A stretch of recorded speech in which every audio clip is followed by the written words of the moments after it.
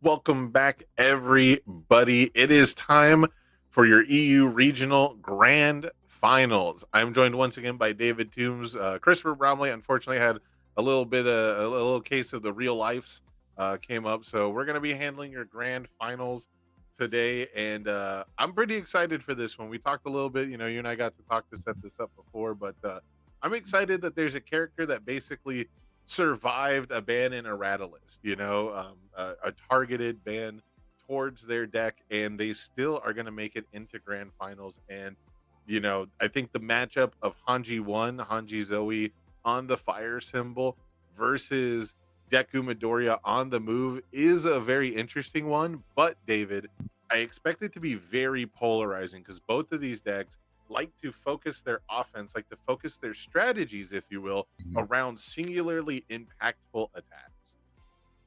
Yeah, we saw this Hange during Swiss take down the seven hand size Hange during like round four, and we saw that Titan pile was the main kill condition.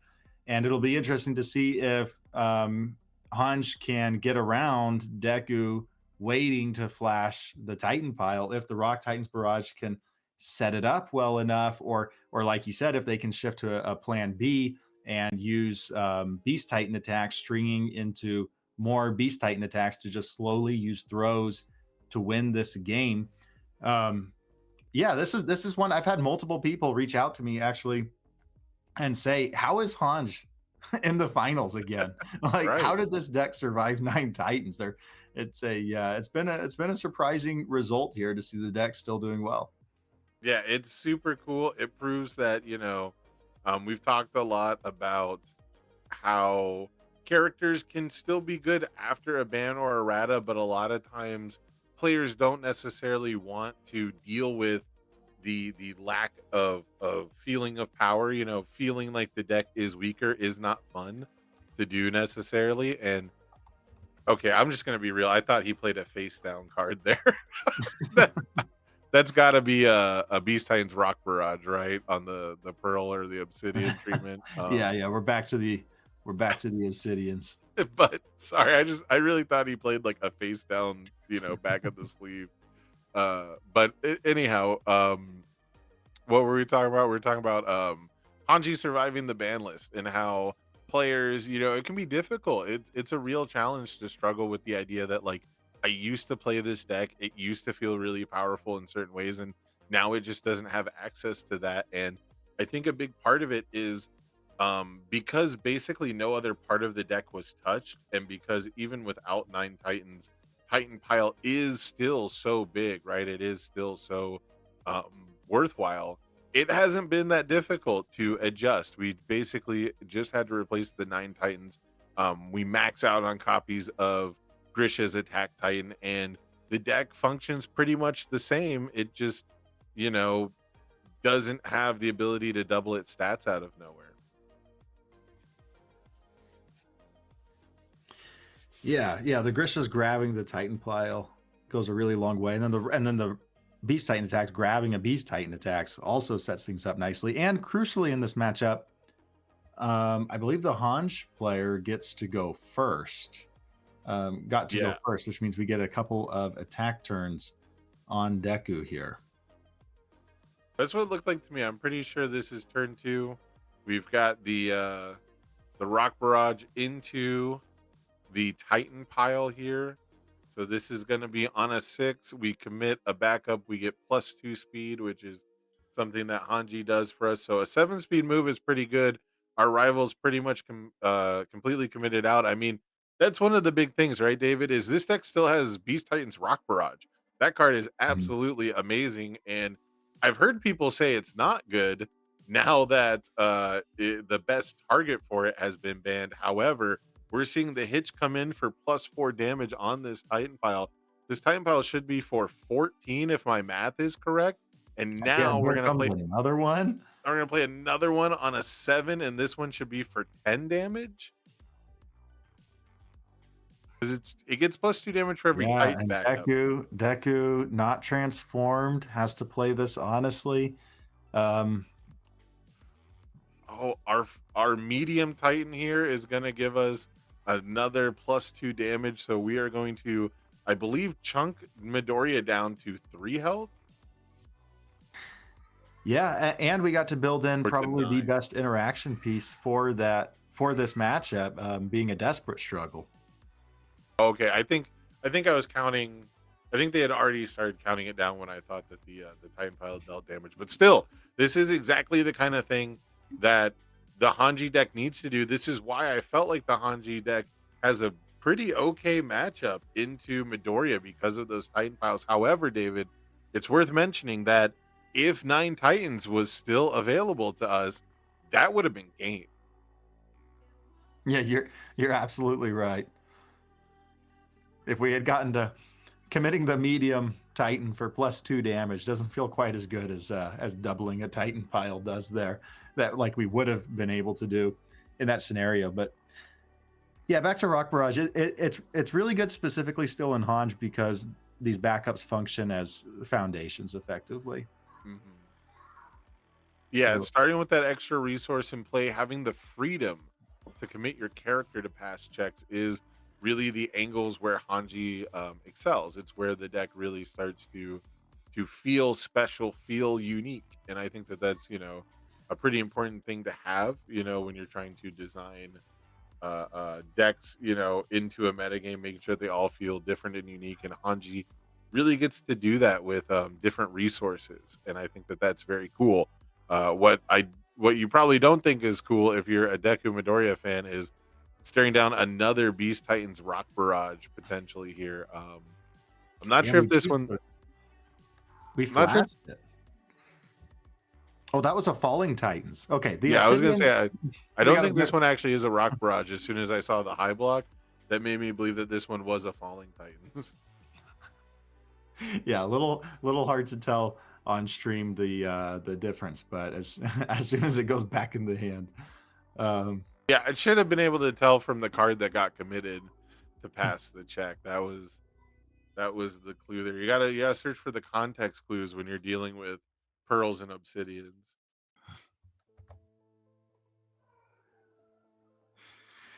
so Falling Titans. What is Deku's answer? I mean, Deku's down to only 9 health. Each of these is, it only takes a couple of these connecting to find lethal. We're seeing Deku's stage already almost completely turned sideways. Our character is already used. Could we see just a Falling Titans just win here? I mean, that is one of the so that's the other angle that is really good into Deku, right? Deku flashes an attack, he reduces speed on a bunch of attacks, but he doesn't necessarily have an answer for Falling Titan specifically when you're trying to solve the defense that the Midoriya on the move deck provides. Repeatable attacks over and over again that don't have enhances on them are an absolutely amazing way to do that. And we're going to be going to game 2 already. My goodness. And correct me if I'm wrong, David, but I think the Falling Titans is just a one of in this deck. And it came Yeah, up it's just, absolutely but clutch. it only really needs to be a one of because it has the ranged keyword because it's grabbable by 4xing Grishas. Maybe you could take it to a 2 of, especially in a matchup like this where it really shines. Maybe you take it to a 2 so you consistently have it in your discard. There's one reason why you get to play it as a one of now. What's that? The ban of sweeping daggers. As someone who played this attack in Atlanta, I wanted to have multiple copies in my deck because not only is Falling Titans a great target for sweeping daggers to remove, so you can't tutor it with the Beast Titan like you're talking about, but sweeping daggers in decks that have a backup or two are usually super okay with sacrificing the backup to play sweeping daggers again, causing a massive blowout. So with the sweeping daggers ban, being able to play this card down as a one of, focus on cards like Beast Titans, Beast Titan attacks, and Titan Pile, I think has really kind of helped the deck out. But again, this uh this Hanji deck is just finding the right angles. I mean, so many times Deku would have been able to absolutely stonewall a deck that just tried to play 3 attacks with just +2 speed on them turn 2. But because of that Beast Titans Rock Barrage, we didn't have access to the speed reduction and the block zones both. So Absolutely Yeah, amazing stuff. Again, I can't mention it enough. The Hanji deck bouncing back after this bans and erratas to show off just basically how powerful Titan Pile is, right? Double Titan Pile really set us up, but Falling Titans, I guess, also gets the honorable mention there. yeah, and we do have a second Falling Titans in our sideboard that we could come and bring in. I think one of the best answers probably for Deku is to side in the second copy of Filled with Doubt. Correct. Yeah. Go ahead and seal it, not allow um, that continuously to go back to hand. But I don't see a lot of other options available to Deku beyond that. Yeah. Normally you'd want to see something like a Cape of No Return for an attack like that, right? So whatever it is, it's got to be a permanent answer. It's got to shut off the text of the card, which is Mhm. which can be pretty difficult to do. So yeah, very quick game one. We got the turn three kill. That's pretty much exactly how you want your aggro decks to be, and I kind of felt like when I played the deck in Atlanta, it felt like the version I played was kind of aggro combo. The strict value of each card didn't really lend itself to an aggro strategy. But the combo element that could be pulled off really early in the game definitely made it feel like it's not a late game deck, it Mhm. maybe mid-range is really the true definition of it because Titan Pile for big numbers is good early and late game. But again, without the ability to double the speed on it, I feel like the longer the game goes, the better chances Midoriya has to survive those Titan Piles. Yeah, and both turns of that game, Midoriya was on the wrong side. You know that Titan pile turn, Midoriya would rather be on the Flash side, and then the Falling Titans turn, you'd rather be on the speed side because to go back to hand. But I don't see a lot of other options available to Deku beyond that.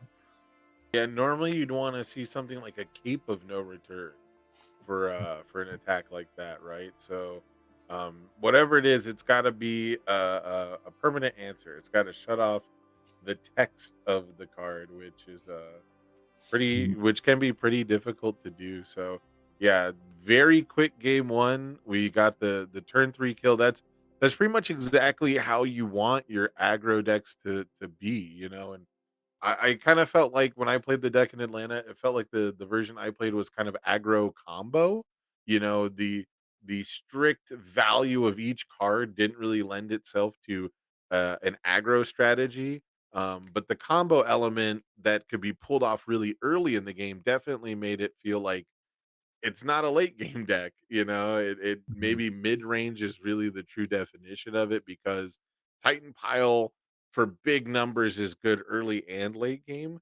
But again, without the ability to double the speed on it, I feel like the longer the game goes, the better chances Midoriya has to survive those Titan Piles. Yeah, and both turns of that game, Midoriya was on the wrong side. You know that Titan pile turn, Midoriya would rather be on the Flash side, and then the Falling Titans turn, you'd rather be on the speed side because flashing the Falling Titans hardly does anything. Absolutely, yeah. 100%. Now that you mention it, that's actually super tragic to think about.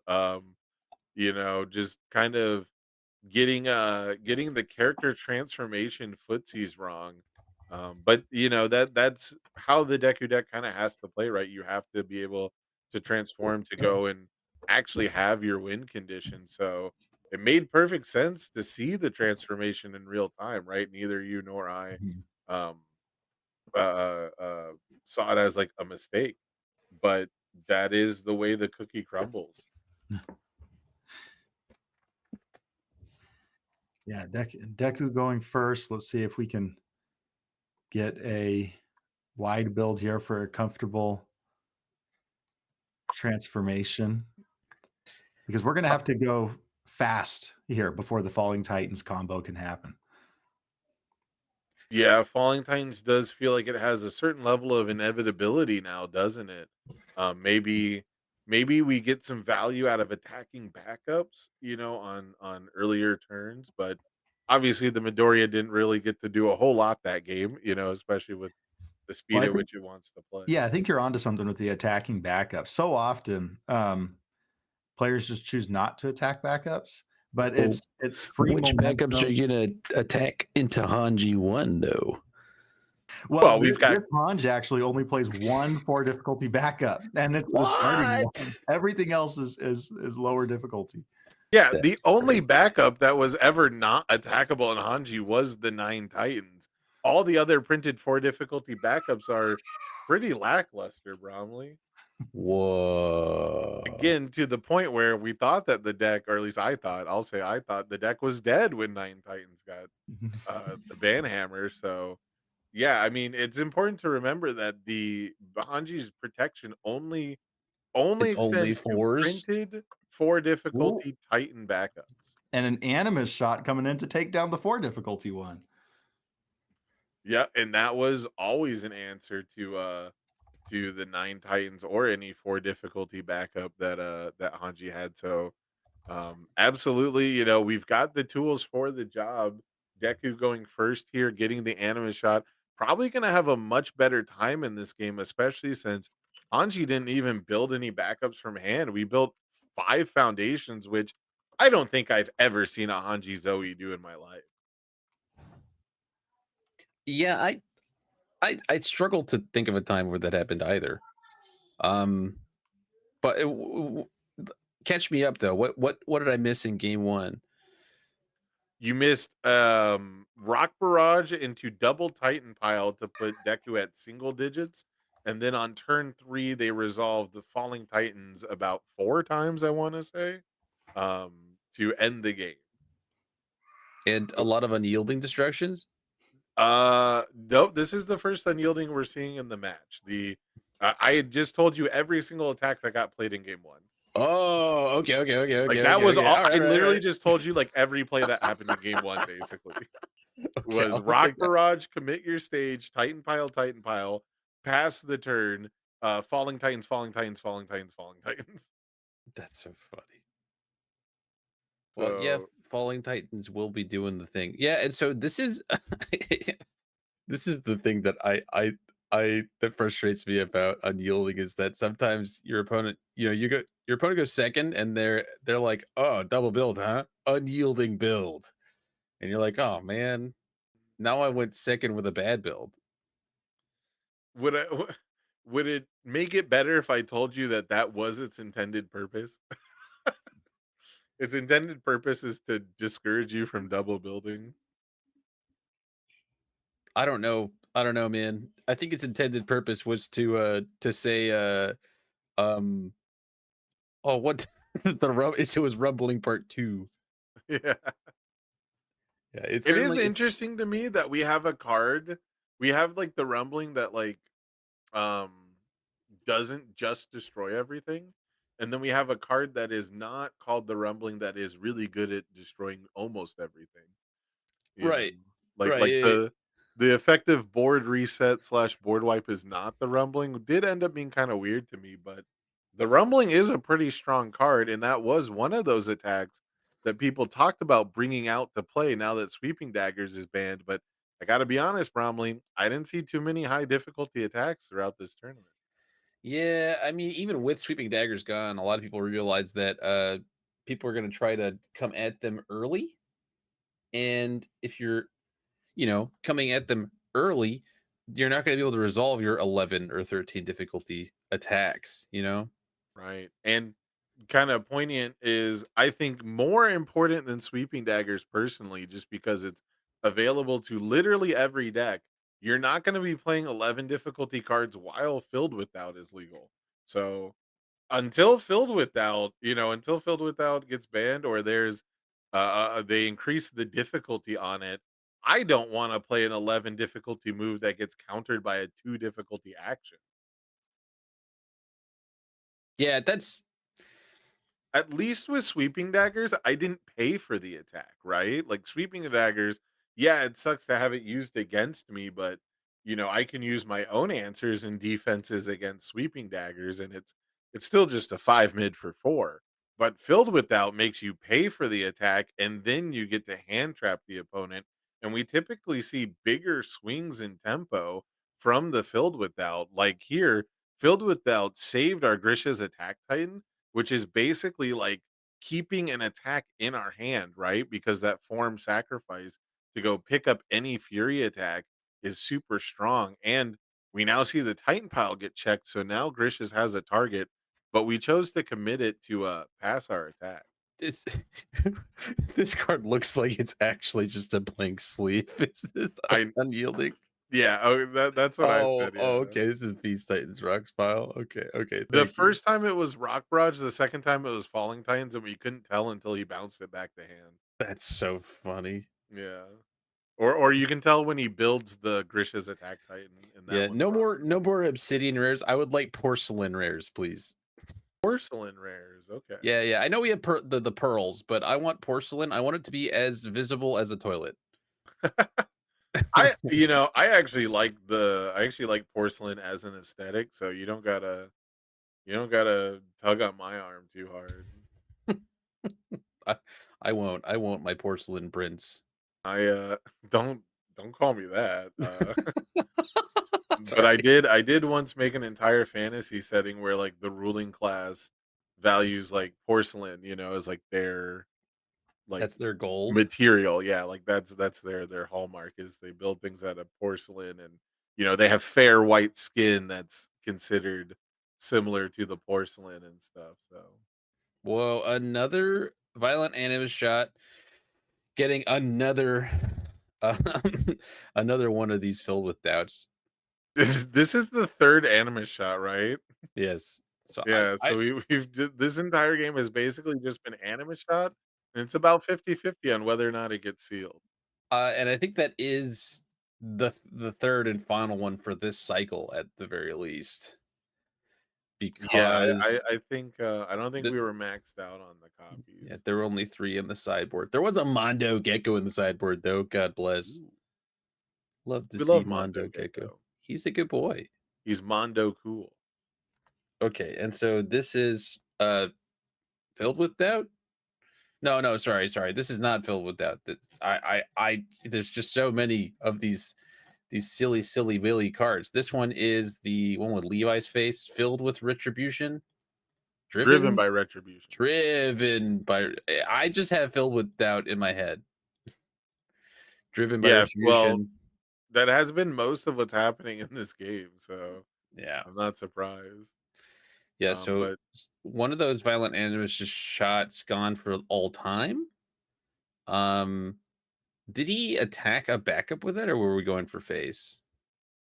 I believe we were going for face. I believe the Dang, idea was we were gonna go face and remove a backup, but then it got sealed. interesting.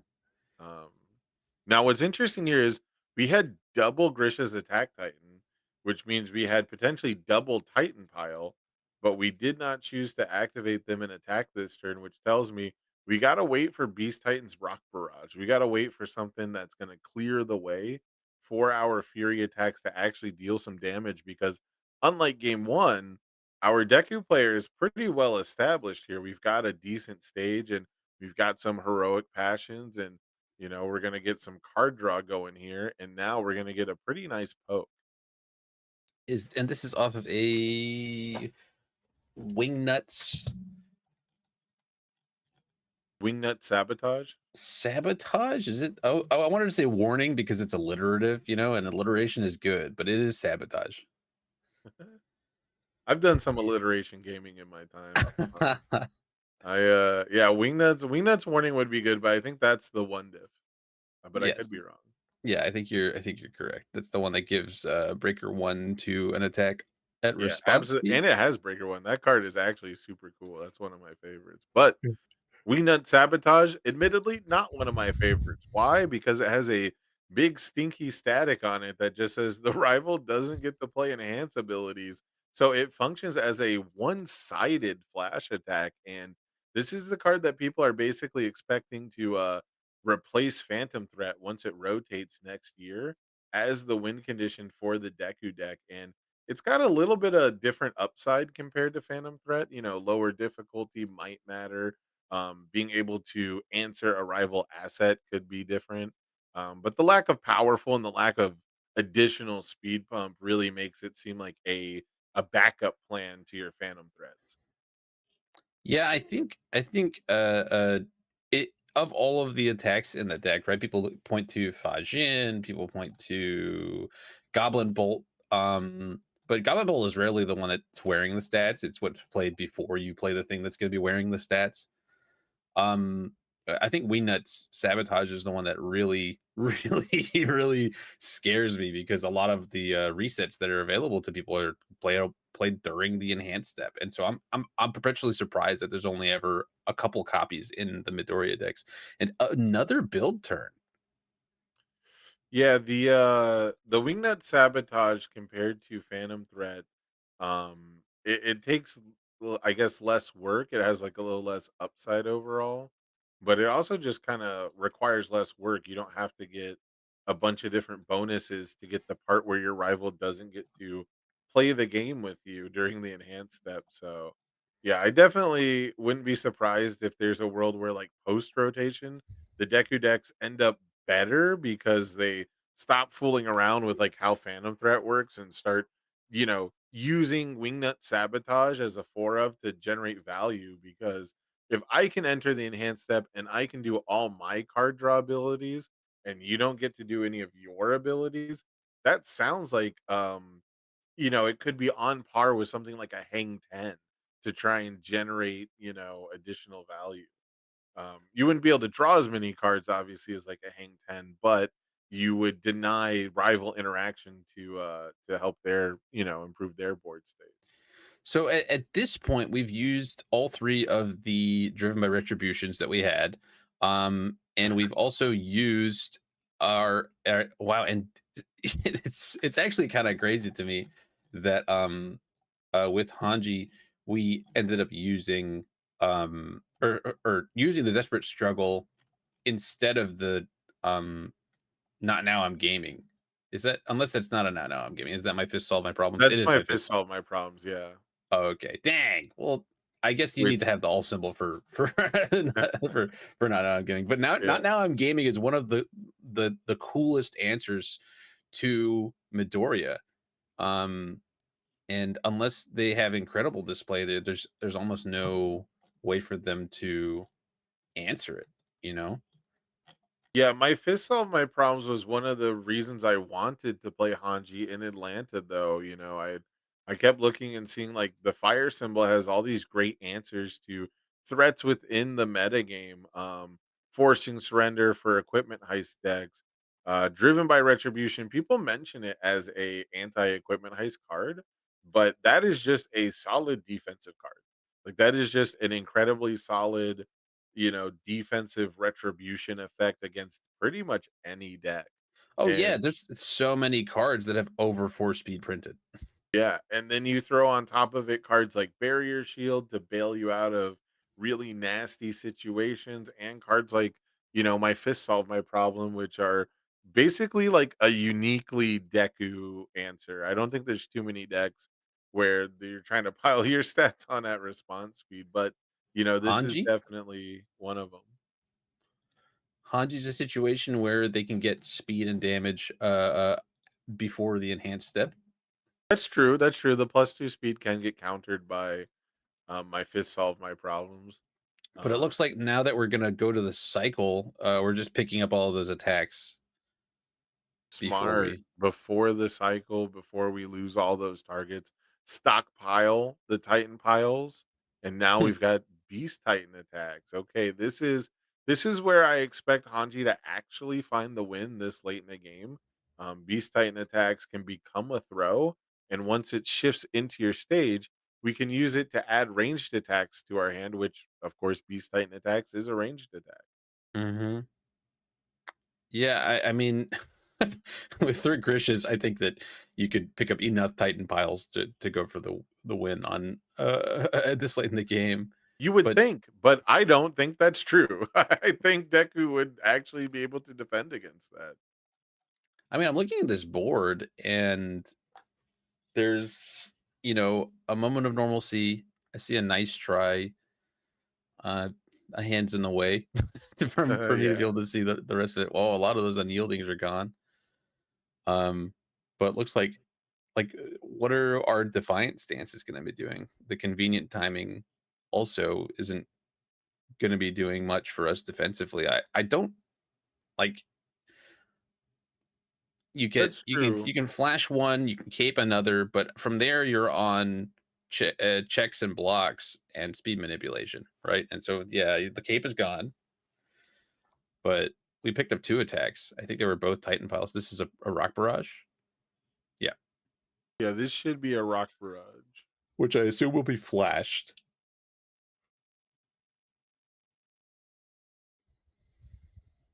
Yeah, maybe the stage isn't looking quite as good as I thought, especially with the threat of things like rock barrage, right? I was talking about how we were kind of waiting and sculpting for those rock barrages earlier to give us the opportunity to potentially, wade through the defenses of Midoriya. But um, at the end of the day, Titan Pile is not a clever strategy. It's No, it's not. brute force.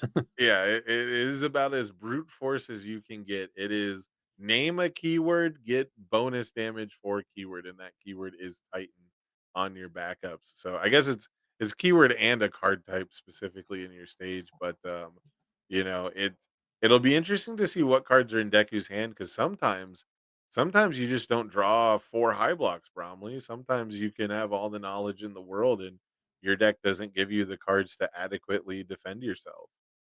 Yeah, I mean, these ones are gonna be until we, unless we sacrifice some of these backups, right? They're gonna be getting 8 damage. So this is a 7 high 12 at the moment. Um, yeah, okay, yeah, that is I was gonna say the Because Genghis King. Frog adds 3 damage Oh, instead of sure, sure. 2. Oh, okay, sorry. I He's an thought this. honorary Titan. He's He's actually he's even better than a yeah, Titan. he's actually even better Okay, than a so Titan. yeah, it's for 15, easy peasy.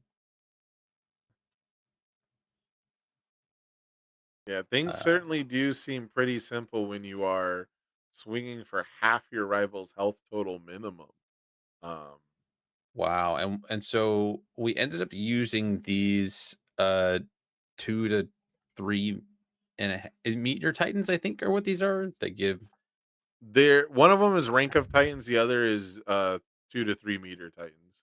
Okay, I think that and one's 2 to 3 meter Titans. yeah, the 2 to 3 meter titans give the attack 2 speed, and I think Hange also Yes. gives more speed on top of that. Am I wrong? Hanji gives 2 speed when you commit the Oh, backup commit the to best as pass check. the check. Oh, okay, just a pet. Okay, so you're not getting 4 speed out of them. I was like, well, what if she gives it?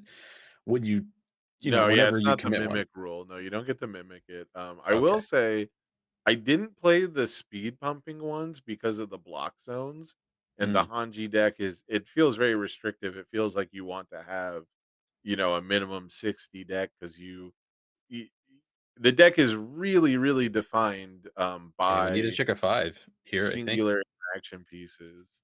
Oh, never mind. Sorry. I thought we had the. I thought we had the third Titan pile. I thought we did have it, and we're just not choosing to play it because you can only commit one backup per check.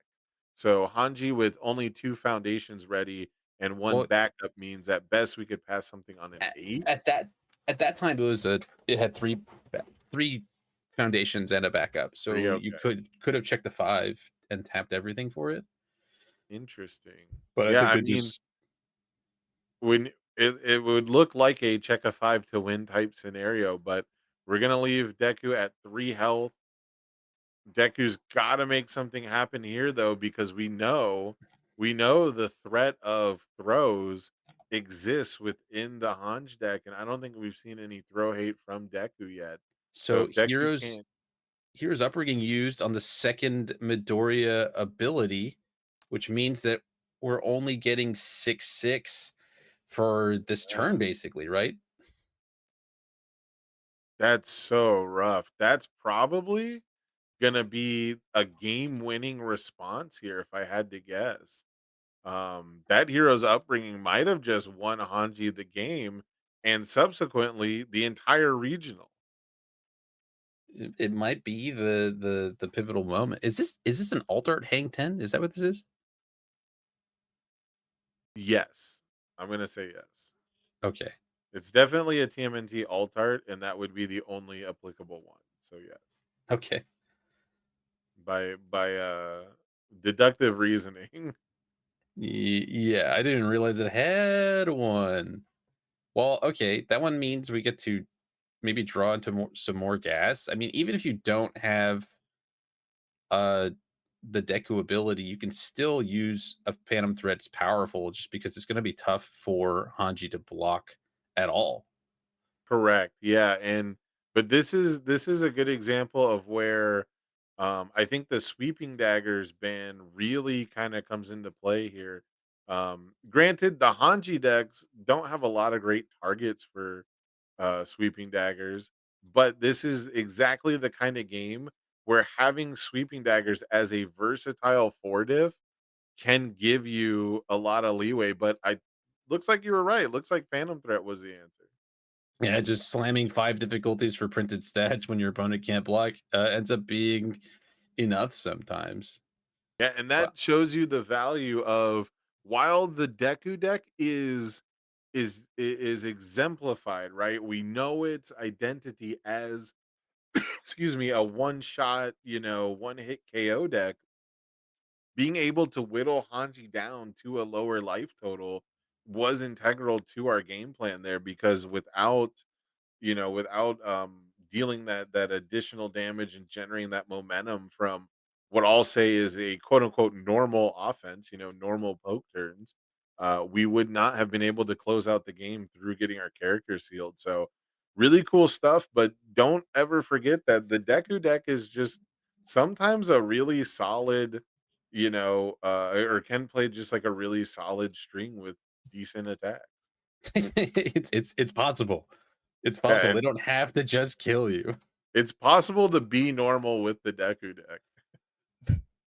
All right. So we're going to go into the final a game of this tournament. What's looking back, do you have any cool moments that you think were the sort of the best of this tournament? Oh, I mean, so honestly, the one that first comes to mind was the Koenma's task with one card left in deck. That jumped to my mind immediately as soon as you said that. So I gotta go. I gotta go with Koenma's task. All right. I think that I also like the Koenmas because that's Yeah. my boy. That's my son. Koenma is a fun card. It is. Yeah, it's a cool card. It's cool when the reprint cards, are solid, but they're not like overbearing. And I think Koenma's task has definitely fit that mold. It's been like a really strong, interaction with the action cancel. And then the once in a blue moon when you see the form, it's always like super cool. So that one was up there. Seeing the Hanji Zoe 14th or is it 13th? No, it's 14th commander of the Survey Corps, the 723 character with life and order. I thought Mhm. that deck was really cool. We didn't really get to watch it do cool stuff because Filled with Doubt kept sealing all the cards that it played. But Mm. um, yeah, I thought that deck was really sweet, and it like the one turn it got to pop off, I was really happy with it. Yeah, well, I got excited when I saw that Hanji was in Top Cuts, and I thought, oh, was it the Hanji 3? And not that I was disappointed to see somebody make Top Cut, but I was momentarily, uh, uh, uh, disappointed because I thought that we had this cool character fight their way back. But here, okay, Yeah. here we see Deku's going to be doing the old turn two flippy flippy, Mhm. two infinite potentials, huh? Yeah, gotta force him into that Airy Smiles game plan. Yeah, that card, um, I think does a huge amount for Deku in terms of like supporting his one defensive trick. Yeah. It's funny too because I do wonder if he's ever actually activated um the you can't do it with infinite potential, but it did make me think of it. I wonder if he's ever actually changed the zone on Phantom Threat with this Deku deck and like been able to send it to momentum. Infinite potentials after your rival plays an attack, you get to change the zone, but that those two things together did make me think of that. Hmm. I mean, can you Phantom Threat can't change its own zone, right? No, you can't. You have to have some other You have input. to, yeah, you have to find probably the most likely the way it would happen is your rival would be changing the zone to try and like showdown or area you, you know. Right, right. But I do wonder if it's come up, I do wonder. Oh, another barrage. That being said, this is starting to look like it things were getting deeper than Hanji typically wants. We saw a couple of fast build turns, and I was about to remark on how this is kind of going Deku's way for game 3. But double rock barrage is definitely a good way to get the party started, especially when your rival's gonna flash the first one anyways. And we saw rock barrage be pretty integral to this deck's success. You typically can't land the Titan piles these days without clearing out the rival stage. So, um, I definitely with the Grisha's attack Titan in stage, I definitely expect to see a Titan pile follow this one up. I will assume though that because infinite potential got used, that we have a there it is, Yep, an the airy Aries smile smile. block. Yeah, and I like that he used it second as opposed to first. Correct. Yeah. Well, and yeah, the first attack we got the flash.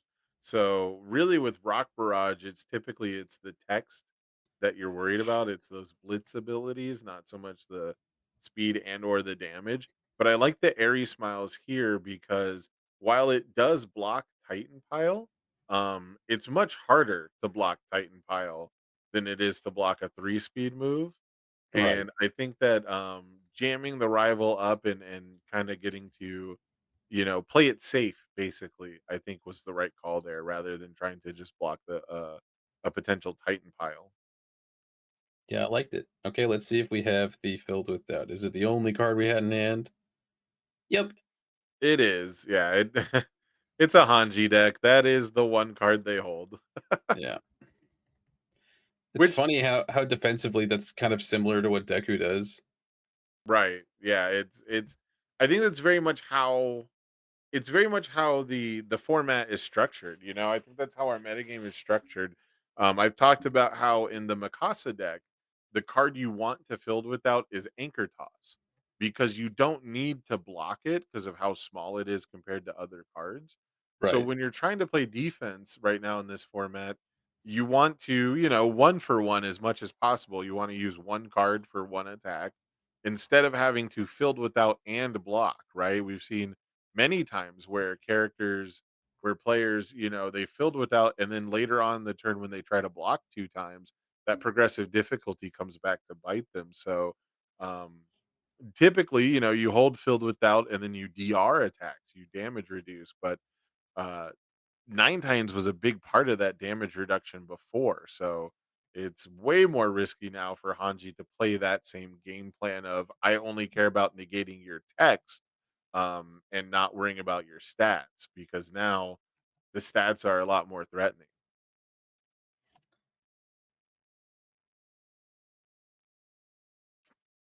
Oh man, the Hang Ten's gone. Rest in peace, Hang Ten. I think hitting the cape, the cape of no return, is a pretty big deal. And sorry, I was a little lost in the sauce looking at all of the like random tech that's in this Hanji deck. Yeah, Um, Rocco definitely choosing to play a lot more different types of interaction rather than like tunnel visioning on the impactful unique foundations, which is very cool to see. It's very nice to see like that adaptation. We also see the 4 difficulty foundation here, which gives you amazing selection. One of the things that life symbol and fire symbol both kind of struggle with is drawing cards, card advantage. Fire has ways to cycle through the deck, but not really ways to get actual advantage. And it has like fake card draw, where you can play right. cards from other zones sometimes. But actually, just adding cards to hand is kind of difficult. And the Hanji Zoe decks used to rely on meeting Hanji to basically discard a backup and draw 3 cards. But now they're just milling 2 cards and picking one of them to add to their hand. And if you're up against Deku and the game has gone late, you get to add both cards to your hand. Oh, that's a very good point. Oh, plays a Titan pile, checks a Titan pile. Uh, I don't. I feel like this is not the one to flash. No, this is definitely not the one to flash. This is, typically like we just talked about, right? Like flashing, you're trying to solve the text on the card, and the text on Titan Pile is just stats. And Deku is really good at handling the stats on this attack. Yeah, I I think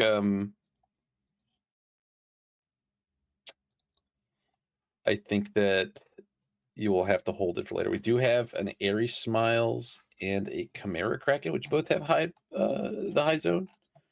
Mhm. And yeah, there we see the early Airy Smile this time. Are we going to build it in with oh, not Desperate Struggle. What the heck? Desperate Plea. Desperate Plea. Yep, you Okay. get to build your block face up or face down. We're gonna have to play a non-attack card, but I have to assume that if we were gonna lead off with a Titan pile, that we'd have some more attacks to be played here. And This one looks like Falling Titans. yeah, what's interesting is I think this is a Falling Titans on an 8, Yeah. which if we're gonna try to repeatedly play this on an 8, I am gonna be very confused. And you know what? We're not even gonna get the option. Yeah. Interesting So stuff. we had our own Filled with Doubt. Yeah, I'm not sure if this is one I want to filled with doubt, other than I guess potentially the rival gets to shift it, right? So we're preventing the shift so it can't be recycled for later. Because once Falling Titan shifts and becomes a foundation in our stage, it does have an enhance to just add it back to your hand, because this card is all about adding itself back to your hand, I guess. Yeah, I guess, respecting the Anya Kapan, uh the Yeah, ability to make it be on 7s instead of 8s. Because that is a very big board on the side of that's true. Rocco. And we did see Falling Titans close out game 1 for us, but that was from like 15-ish health, not from 29. Sure, sure. But Deku's got the world's biggest stage. Um, if there's a phantom threat in hand, it's gonna be turned sideways. Yep, immediately jamming the heroic passion and the defiant stance. So, I mean, with the amount of resets on Rocco's board, we had, I guess there's only one Desperate Struggle left, but there is Yeah. still um, it looks like one copy of My Fist Solve My Problems, two Radiant Okay. Visages, and a Desperate Struggle to fight through at response speed. And we see military airship being built now. So yeah, pretty much a staple one of, and just about every deck. I'm sure there's a deck where it's wrong to put it in, but I don't know if I found it yet. Yeah, I mean, even just being able to reuse your defensive tools is Yeah. a pretty big deal. Yeah, I would say one of the most commonly picked up cards with military airship is actually just filled without. Yep. You almost always want to filled without the first attack. And if you can, do it without actually using up all of your filled without, like that's pretty good. I like that the judge moved his hand to differentiate it from the foundations, and then Kevin moved his Correct. face Yeah. stones closer to his hand. I mean, I think he's doing a good job marking it, but it is funny. Yeah. All right, opening with another Titan pile. I'll assume that after this, the Grishas is going to be used because we're getting pretty thin on deck. But yeah, we're counting here. We got 2, 4, 6 plus the Genghis Frog is 9 damage on a 4 damage move. Did not tap any uh backup, so it's just 5 speed at the moment.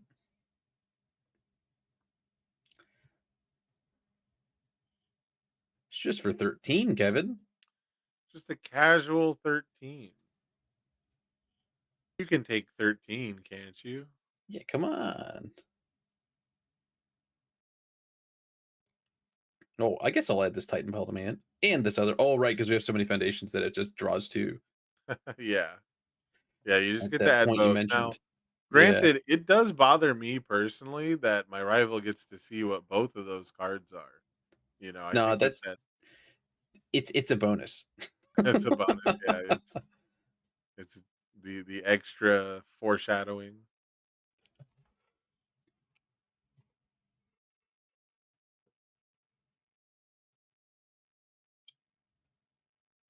All right. Well, here's Titan pile number 2.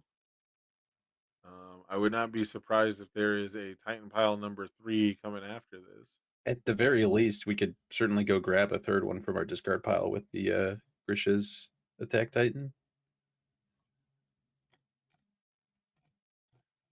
Really curious that that one is not unique. A little bit, yeah. There was some argument about the flavor of it not being unique, but most of it went over my head. I still think it's interesting that the Grisha's Attack Titan doesn't spend stamina. It just straight up sacrifices itself, which Right. is different, but also not necessarily. So the flavor on Attack on Titans is a little elusive for me. Okay, and there we see a moment of rest being used to reset the speed, it looks like,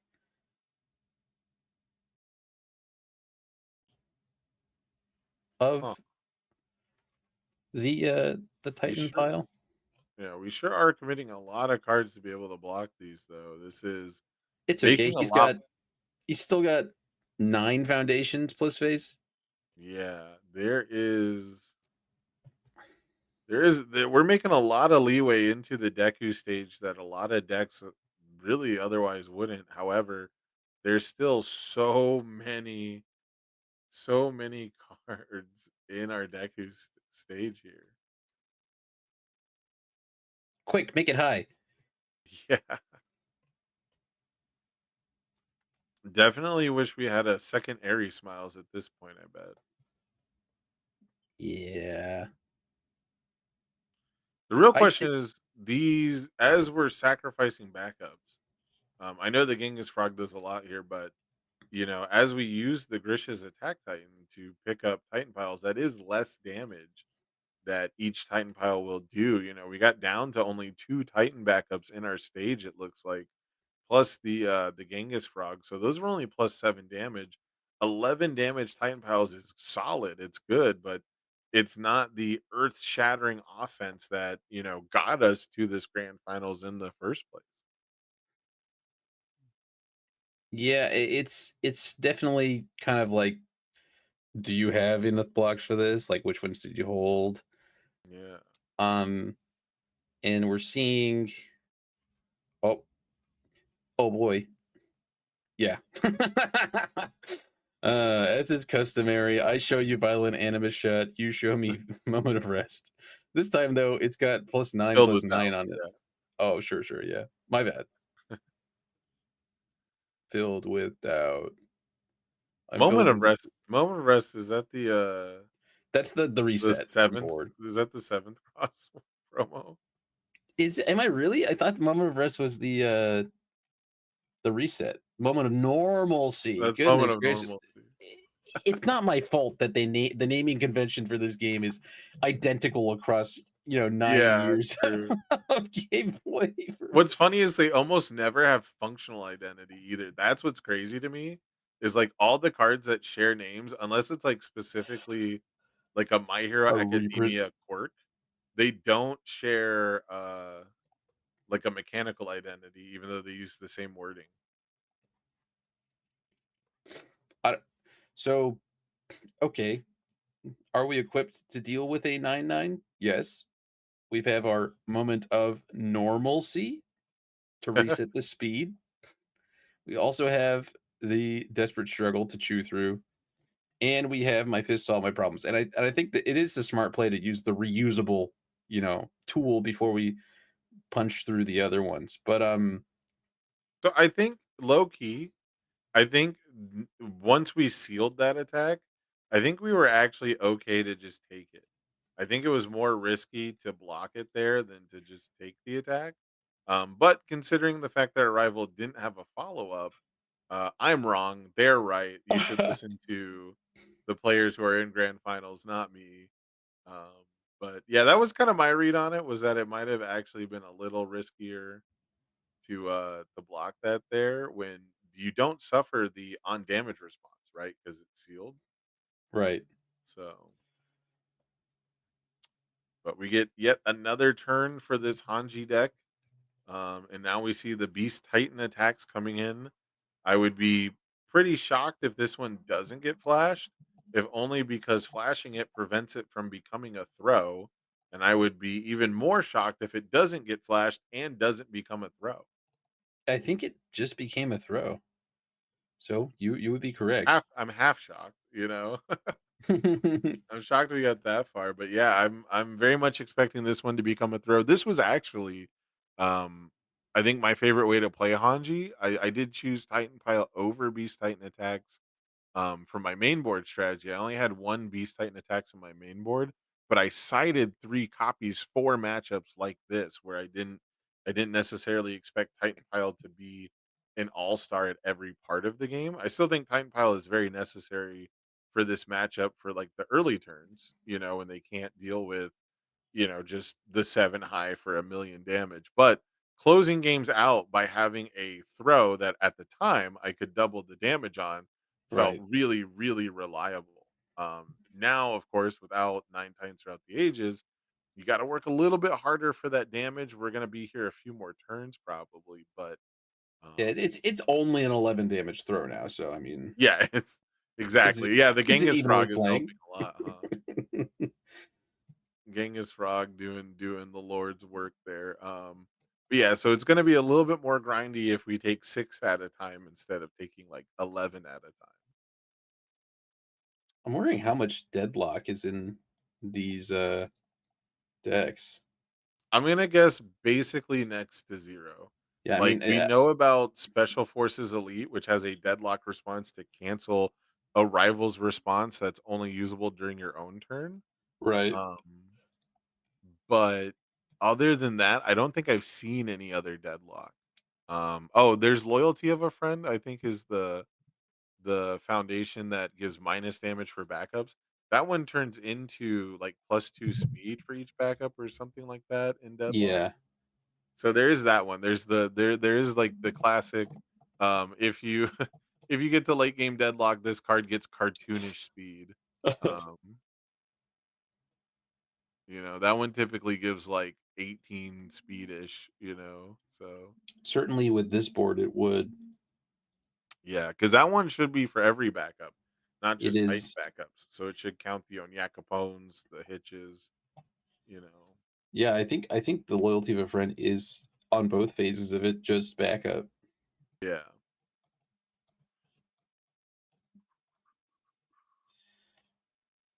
So at some point, the filled with doubts have to like be accounted for, right? At some point, we will have used them, cycled them. They'll be in the discard pile. They'll Yeah, and you'll be be able to chew through a couple of them. Whew, that's a fast move. We got, I think, +6/+6. No, 9/9 because the defiant stances are also tapped, and we got 3 momentum. So this is a 9 mid for 16 at the moment.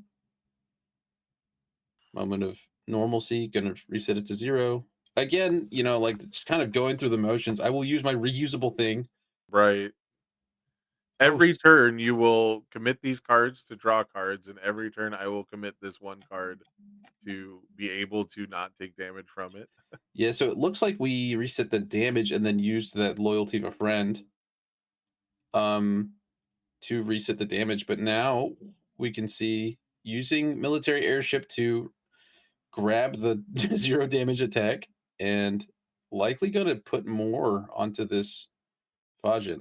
And I at some point you got to chew through some of these resets, right? You gotta play more than one move so you can get the Correct. Yeah. yeah, and finally gonna be attacking a backup. We're attacking the Beast Titan. Which that makes perfect sense when you attack the Beast Titan attacks. You are basically denying the rival an additional attack on their next turn. And again, at this stage in the game, I really feel like Beast Titan attacks being a large throw is your most valuable attack. It's your most valuable tool in your toolbox at this moment. So um, definitely agree with the decision to try and attack the Beast Titan backup in stage. But there is a good chunk of damage reduction, and Deku has to prepay for his damage bonuses, right? You Yeah, can't really decide later that oops, that wasn't enough. I need more damage bump. yeah, and kind of crucially, he ended up having to use his moment of normalcy, um, offensively. Ooh, that is pretty big, especially when you've got these Titan piles that yeah, they're big and they're scary, but if you reset them down to 4 damage, again, stats are the only thing they do. So if you solve the stat issue of the big damage, you can easily commit a foundation and take 4 and feel pretty good despite being at a relatively low health total. Yeah, every single one of these the Titan piles will be lethal. Yeah. The kind of crucial thing there, though, is that we have to draw them naturally. There's no tutoring on board at the moment. Yeah, it looks like at least one of the Grishas is cycled there in the RFG, but we do have what I believe is a Beast Titans Rock Barrage coming in to build Oh, there it is. Grishas. Okay, Yeah, so every Rock Barrage is actually a copy of Titan Pile. You have to remember my bad, my bad, my bad. that. Yeah, my foot, my foot in my mouth. Yeah. Yeah. And every copy of Beast Titan Attacks is actually a second copy of Beast Titan Attacks. Hmm. So, do you think Midoriya is sufficiently exposed right now? Sufficiently no, but I do think that he is um probably weaker than it appears. I do think that there is some angles that we can use to get in, especially at the very least. I think he might be weaker, considering we have a targeted commit ability being resolved, right? Like that Right. is a big part of it. Um, but like pre Rock Barrage being played, I would feel great if I was Deku, despite having 10 committed foundation. He has like deadlock committed foundations. Right, but with no reset on board, there's access to loyalty of our friends, deadlock, and okay, we'll just pick up these two backups. And hitch. So there's just like a lot of damage that could go onto kind of randomly onto not even a Titan pile, which would I think I would just use it here, and force Midoriya to use all of their goods. Yeah, luckily Hitch is max 5, right? Is it max 4 or max 5? It's max 5, but Yeah. loyalty of your friend has no max. True. Loyalty of a friend with the deadlock and everything. No max at all on that one. But Yeah. yeah, can you imagine it with this board state if Hitch just actually gave, +7, what, +8 damage? All right, here we go. Titan pile number 1. That one's on a 5. You don't have to tap anything because you made the Because first you own one. Yakapone, yep. Yep. Which I gotta be, not to be like corny about it, but that is one of the more annoying things about playing the Hanji Zoe deck is you naturally play Titans under orders, which is a 6 check. Right. If you're playing the life version, you have like other 6 checks, and this is theoretically a deck where you don't want to check too good. And the way that you sequence cards can be the difference. I mean, shout outs to what was it, Nationals 2022, Tokoyami versus Jiro. Tokoyami has -1 damage on his character ability, and all Jiro has to do is remember to play one foundation in front of their attack to get one extra bonus damage. And it didn't happen, right? So little things like that, little sequencing is where the beauty of UniVersus lies.